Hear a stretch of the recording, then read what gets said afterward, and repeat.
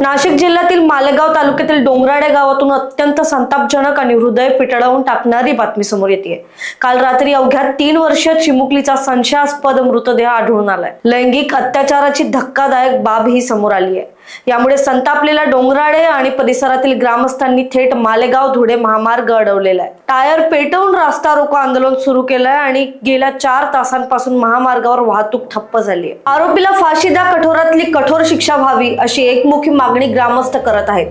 घटनेची दखल घेत राज्याचे मंत्री दादा भुसे स्वतः आंदोलनस्थळी दाखल झाले असून पीडित चिमुरडीच्या नातेवाईकांची आणि आंदोलकांची सध्या चर्चा करत आहे। पोलिसांचे मोठे पथक घटनास्थळी तैनात करण्यात आले आहे आणि 3 वर्षाच्या निरागस बालिकेवर झालेल्या अमानुष अत्याचाराने संपूर्ण परिसर हादरला असून आता आरोपीला तात्काळ अटक करावी, त्याला आमच्या पुढे सादर करा, आम्ही स्वतः त्याला शिक्षा देऊ अशी प्रचंड मागणी स्थानिक नागरिकांकडून होते। माझ्या 3.5 वर्षीय मुलींवर बलात्कार झाला।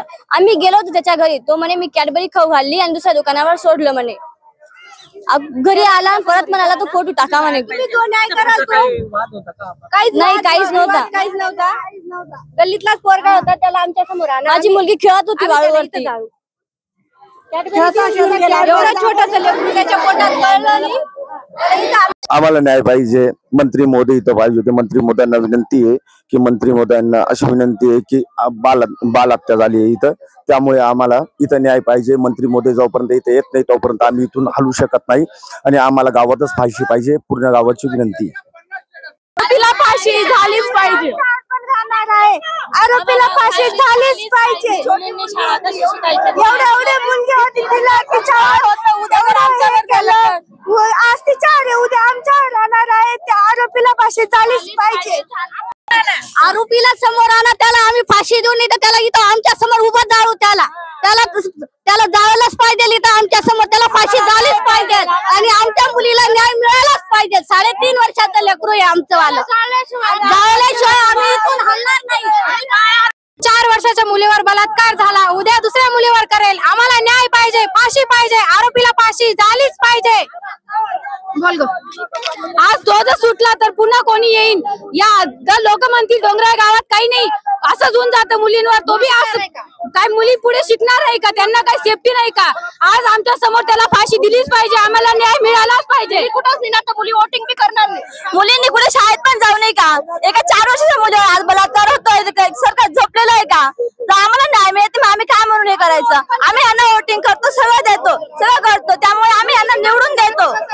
यांनी एवढा पण न्याय देऊ नये का मुलींसाठी? हा जर न्याय मिळाला नाही, आम्ही वोटिंग कार्ड पण बनवणार नाही, वोट पण कोणालाच करणार नाही। मुली कुठे नाही चालत ना तुम्हाला, मग आम्ही वोट कशाला करू? मुलींना न्याय नाही, मग मुली वोट कशाला करतील? नाही करणार याच्या पुढे मुली वोटिंग। 4 वर्षाच्या मुलीला मॅडम काय सांगणार, तुमच्या शाळेत ती शिकत होती, कशी होती विद्यार्थी? सर, फक्त 3.5 वर्षाची ती विद्यार्थिनी, आधी ती प्री मॅच्युअर बेबी होती म्हणून आम्ही तिची खूप काळजी घ्यायचो। म्हणजे शाळेतली मुलं सुद्धा अगदी तिला उचलून वगैरे वर्गामध्ये किंवा बसमध्ये बसवणं इथपर्यंत आम्ही तिची काळजी घेत होतो। काल रविवार होता, त्यामुळे शाळेला सुट्टी होती। काल ती अर्थातच घरी असल्यामुळे दुपारी कंटाळली आणि खेळायला बाहेर निघाली। ती बाहेर खेळत असताना त्या व्यक्तीने तिला कॅडबरी देतो असं म्हणून उचलून नेलं आणि तिच्यावर अत्याचार केला।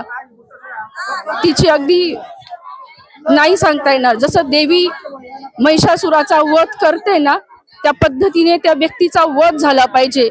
नराधम होता, त्याला ठार मारलं पाहिजे।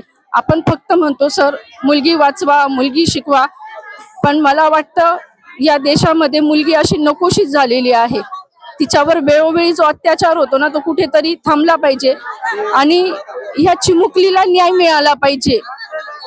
जी कळी फुललीच नव्हती, किंवा आपण म्हणू तिचा दोष तरी काय होता?